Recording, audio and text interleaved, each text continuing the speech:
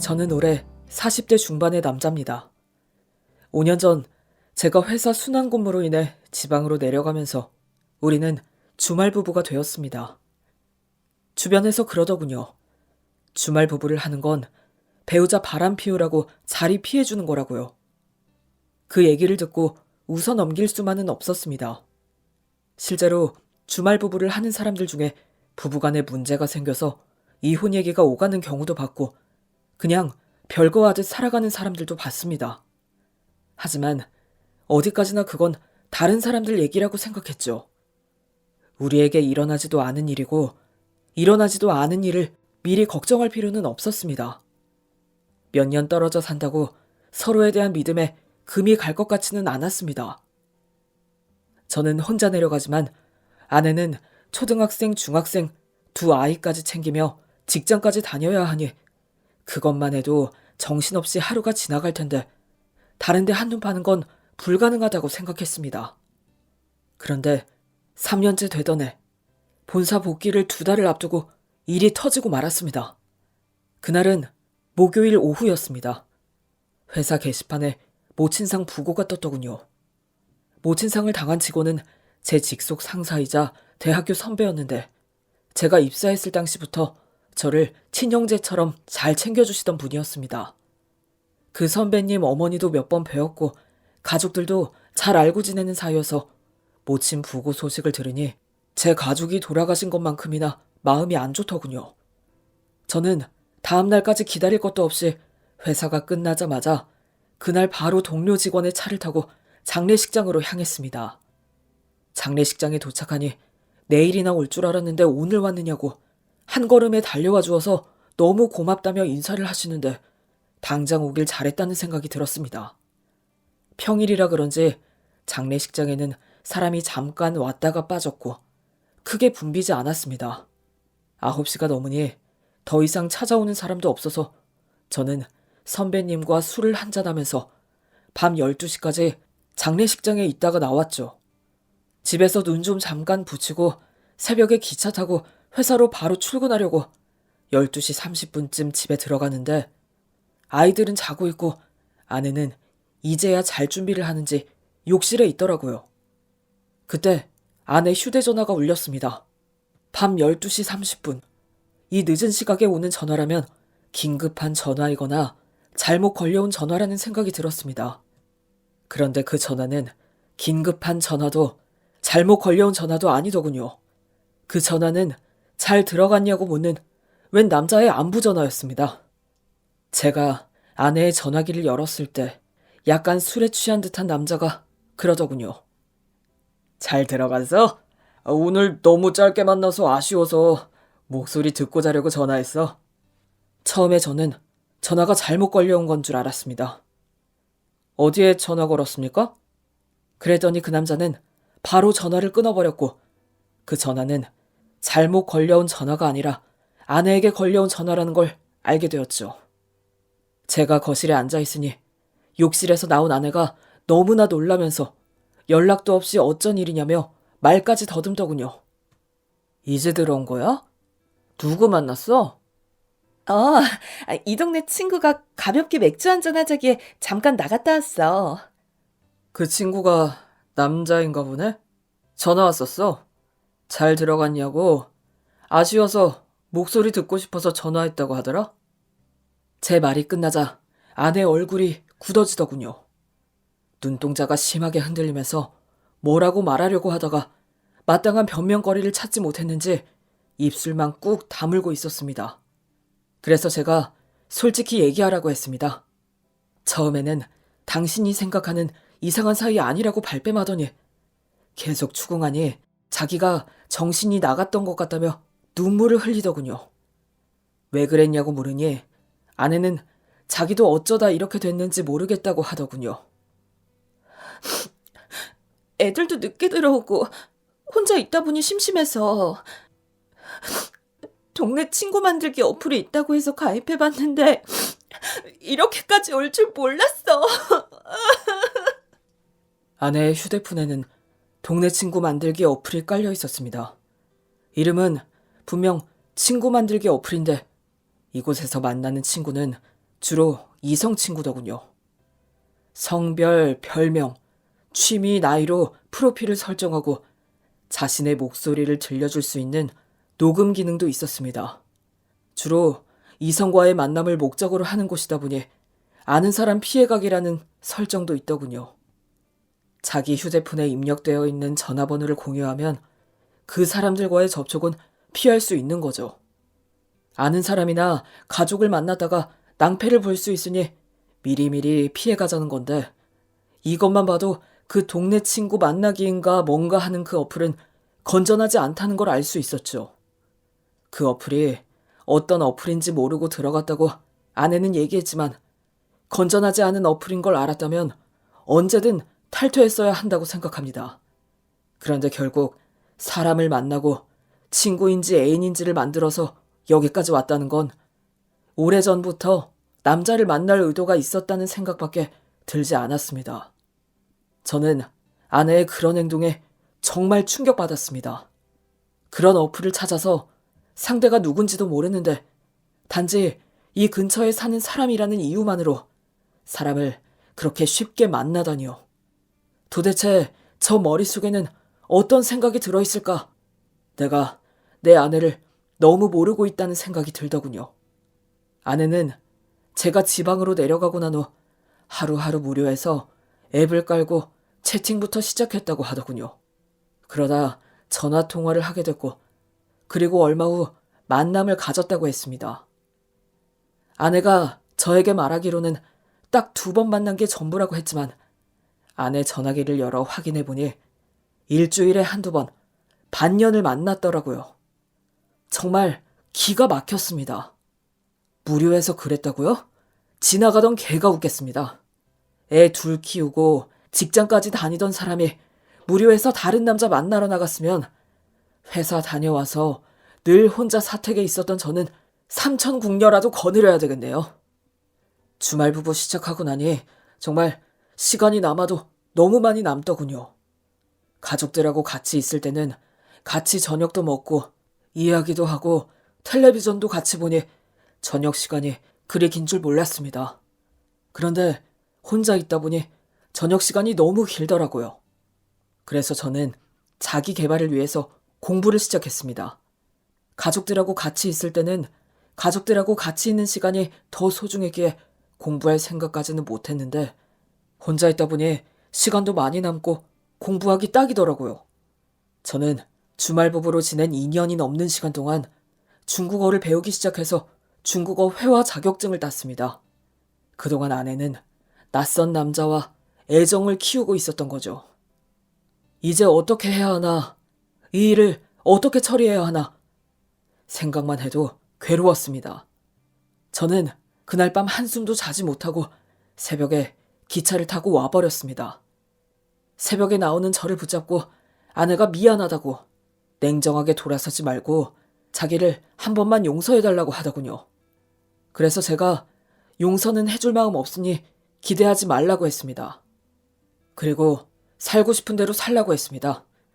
하고 다니는 걸 보니 내가 말린다고 해서 말려질 것 같지도 않다. 그러니 동네 친구를 만나든 동네 애인을 만나든 네 인생 네가 하고 싶은 대로 하라고 했죠. 그런데 사람이 참 웃기더라고요. 지금까지 절 속여가며 남자를 잘도 만나고 다니던 사람이 맘대로 하라고 자유를 주니 앞으로 절대 그럴 일이 없을 거라고, 2번 다시는 만나지 않을 거라고 하더군요. 저는 더 이상 말 섞고 싶지도 않고 얼굴을 마주보고 싶지도 않았습니다. 앞으로 이 일을 어떻게 처리할 것인가 생각할 시간이 필요했죠. 연락을 완전히 끊어버리니 하루에 1번 연락 올까 말까 하던 사람이 하루에 3~4번씩 전화가 오고 문자가 왔습니다. 전화번호 뜨는 것만 해도 짜증이 나서 저는 아내의 전화번호를 아예 차단해버렸습니다. 연락까지 차단되고 나니 뭔가 엄청 불안했던 모양이더군요. 주말에 애들까지 앞세워서 저를 찾아왔더라고요. 오랜만에 가족들끼리 맛있는 것도 먹고 좋은 시간 보내자면서요. 애들은 아무것도 모르고 있는 눈치였고 아내가 무슨 짓을 하고 다녔는지 저도 굳이 애들한테까지 얘기하지는 않았습니다. 그날 애들하고 같이 밥 먹으면서 시간을 보내고 있는데 제 마음이 씁쓸하고 복잡했습니다. 이런 일만 없었더라면 너무나 행복하게 잘 지낼 수 있었을 텐데 아내가 너무 원망스럽더군요. 저는 어떤 방향으로든 결정을 내려야 했습니다. 아내만 본다면 당장이라도 그만두고 싶었지만 아이들에게 상처 주고 싶지는 않았습니다.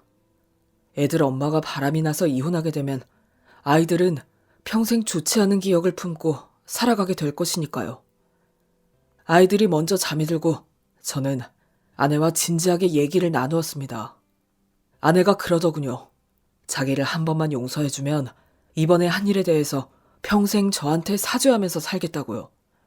그 어떤 요구사항도 다 받아들일 수 있고 예전으로 돌아가자고 할 수는 없지만 아이들과 당신과 같이 가족으로 살 수 있게만 해달라고 했습니다. 그러면서 한다는 얘기가 이렇게 들키게 될 줄 몰랐다고 하더군요. 그냥 사는 게 무료하게 느껴져서 사람들 좀 만나본 거야. 어쩌다 보니 그 사람과 계속 연락이 닿았는데 계속 만날 생각은 없었어. 내가 그 사람을 계속 만나서 어쩌겠어. 그 사람도 가정이 있고 나도 가정이 있는데 그냥 잠깐 호기심에 만나본 거야. 내가 왜 그런 생각을 했는지 모르겠는데 뭐에 씌었었나 봐. 너무너무 후회하고 반성하고 있어.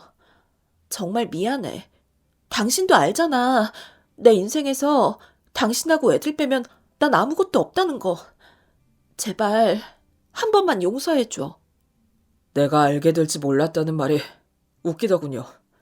제가 알면 그런 짓을 하면 안 되고 제가 모르면 몰래 다른 사람을 만나도 된다는 말로 들렸습니다. 이 여자는 어쩌다 이렇게 됐고 세상은 어쩌다 이 지경이 되었는지 돌아가는 꼴이 한심했습니다. 우리 사이에 아이들이 없었다면 지금 이렇게 마주 앉아서 얘기할 일도 없었을 거야. 그런데 당신의 그런 행동으로 인해 아이들에게 상처 주고 싶지는 않아. 외도는 당신이 했는데 왜 내가 애들한테 수치스러워야 하는지 모르겠지만 이 일로 당신은 아이들한테 평생 부끄러워하면서 살아야 하고 그리고 나에게는 더 이상 그 어떤 것도 기대하지 마. 나는 아이들이 이혼한 부모를 통해 불안감을 느끼지 않았으면 하는 마음이고 내가 지금 당장 이혼하지 않는 이유도 그거 한 가지야. 그렇다고 그냥 넘어갈 거라고는 기대하지 마. 그 남자 주소, 직장 다 내놓고 내가 금요일에 찾아갈 테니까 각오하라고 해. 그리고 당신도 각오하고 있어. 남의 배우자를 만날 때는 그 정도 각오는 돼 있었을 테고 싹싹 필든 개망신을 당하든 대가는 치러야지. 그리고 이 일 애들한테는 얘기하지 않을 거지만 네 부모, 네 언니 오빠한테는 반드시 알릴 테니까 가족들한테도 개망신 한번 당해봐. 아내는 어쩌지도 못하고 거의 울상이 되어 입만 꾹 다물고 있더군요. 금요일 오후 저는 회사에 반차를 내고 그 남자 회사로 찾아갔습니다. 회사 입구에서 전화를 걸었죠. 그 남자가 내 번호인 줄 알고 바로 받더군요.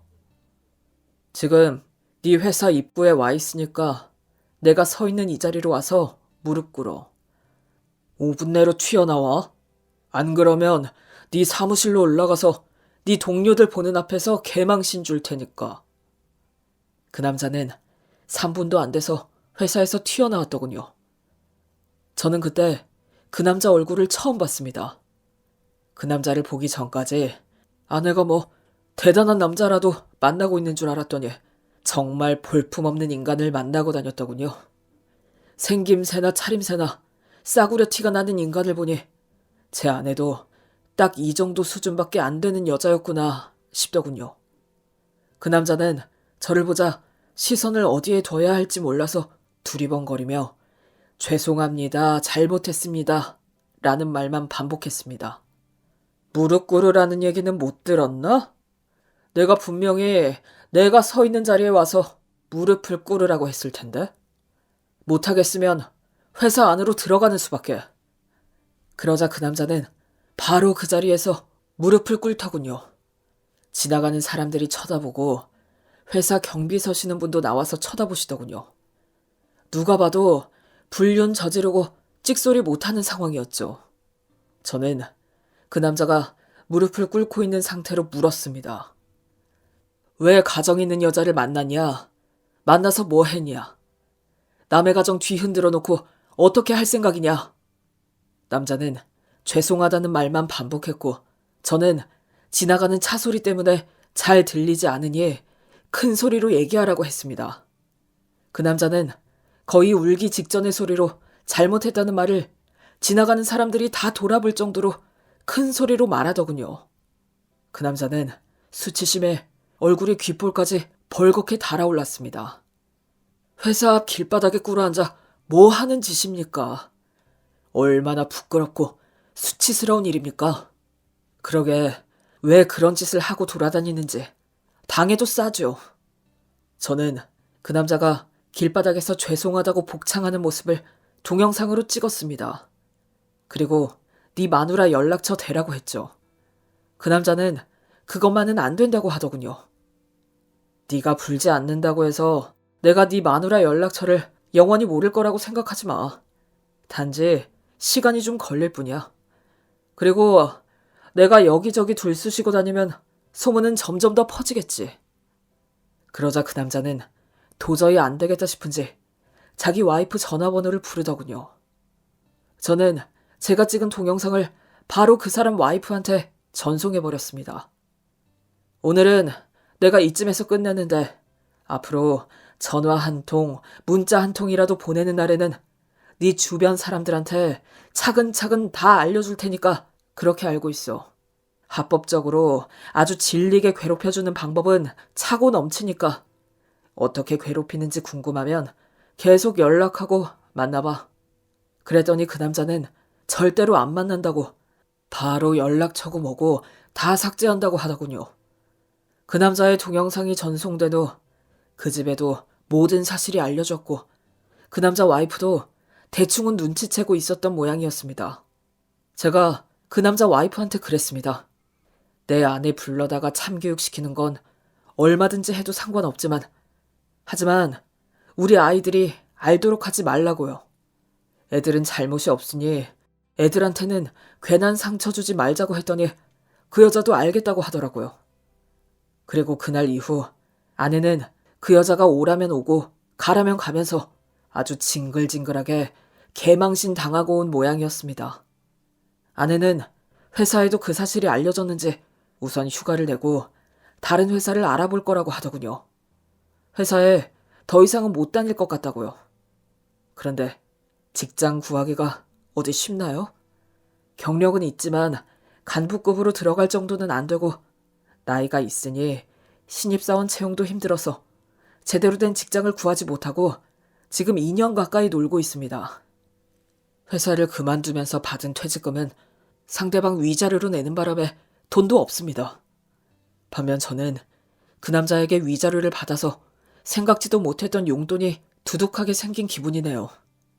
회사 다니는 동안은 자기가 돈 벌어서 쓰고 싶은 대로 쓰고 다녔지만 회사를 그만두고 나니 저한테 돈을 얻어 쓰는 형편이라 사고 싶은 옷, 사고 싶은 화장품도 제대로 못 사고 있더라고요. 그렇다고 제가 그 돈을 줄 이유가 전혀 없죠. 저는 앞으로 아이들에게 들어가는 돈 외에는 한 푼도 쓰고 싶은 마음이 없고 앞으로도 쭉 그럴 거니까요. 아내 친정 식구들도 이 사실을 다 알게 되어 제가 하는 행동에는 아무도 무슨 말 하지 못합니다. 둘이 만나서 몰래 데이트를 즐기고 다니면 아무도 모르고 넘어갈 줄 알았겠지만 세상에 비밀이 어디 있나요? 시간이 좀 걸릴 수는 있지만 결국은 들통나게 돼 있죠. 그리고 제가 이 글을 통해서 꼭 하고 싶은 말이 있다면 가정을 두고 바람 피우는 것은 제 무덤을 파는 정말 어리석은 짓이라는 겁니다. 배우자가 지겹고 다른 사람이 만나고 싶으면 부부관계부터 정리하고 만나야 하는 게 순서 아닙니까? 몰래 하는 행동이 재미있고 몰래 훔쳐먹는 떡이 맛있나요? 그러다 체하면 약도 없고요. 제일 가까운 배우자를 속이고 그런 행동을 하는 것은 너무나 비겁한 짓입니다. 그리고 가끔 미혼인 여자가 기혼 남자를 만나는 경우를 보게 되는데요. 미친 짓 그만하고 정신 차리라고 말해주고 싶네요. 미혼 여성은 결혼한 남자에게 뭔가 환상을 가지고 있는 것 같아요.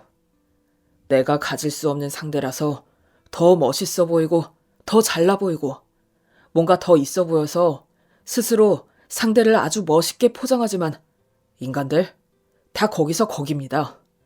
그리고 미혼 여성을 만나는 기혼 남성들은 지금 당장 영혼이라도 바칠 것처럼 행동하죠? 그런데 설레는 시간은 길어야 2, 3년. 그 후에는 상대가 슬슬 부담스러워지기 시작하고 자신의 위치, 자신의 가정을 버리면서까지 미혼 여자한테 가는 남자는 거의 없다고 보시면 됩니다. 만에 하나 가정과 사회적 지위를 버리고까지 그 미혼 여자한테 갔다고 한들 그 생활이 행복할까요? 바람나서 자기와 만난 남자, 다른 여자라고는 못 만날까요? 다들 정신 차리고 살길 바랍니다. 남의 가정, 남의 사람 뺏어서 행복해질 수는 절대 없는 일이니까요. 긴 이야기 들어주셔서 감사합니다. 모두 행복하시길 바랍니다.